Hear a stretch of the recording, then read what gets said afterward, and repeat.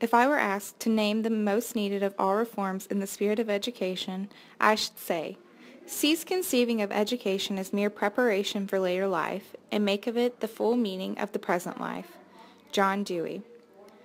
Today we're learning about John Dewey and his theory of experimentalism. As an American philosopher from the early 1900s, he thought that children should learn through experience rather than just being lectured to. There are three main components that we want you to remember about experimentalism. One is that Dewey believed learning is active. He said that children should not have to just sit in class and be told what's going on in the world, but rather that they need to be active participants in this learning. Hands-on learning is the best way for a child to be fully engaged and participating in the lesson.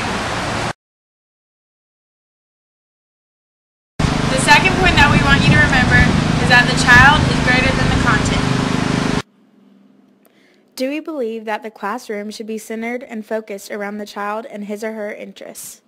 The teacher should not focus on what content needs to be taught, but rather what the child is interested in.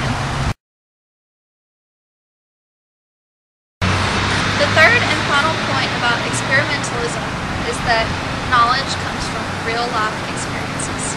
John Dewey believed that knowledge was gained most successfully through experiences and not through reading or lectures.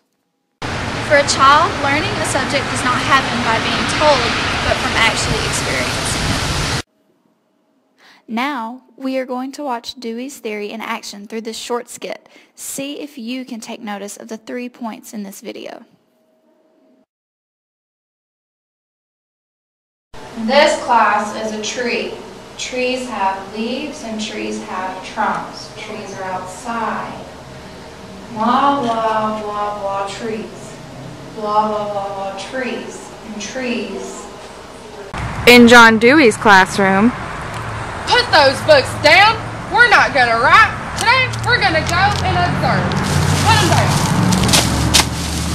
So you really understand what's going on, you got to be out and you got to observe. And in here, this is a tree. It's a big tree. Yeah? These leaves are different from that tree. So we're going to go out and we're going to observe and we're going to test and we're going to get our hands dirty and figure out which tree is which.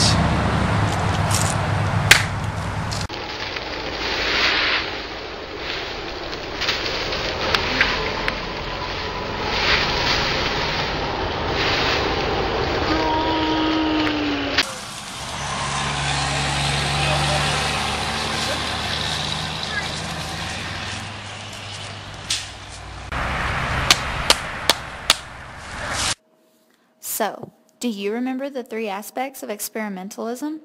Let's go over them again. The first is learning is active. The second is that the child is more important than the content. And the third is that knowledge comes from real-life experiences.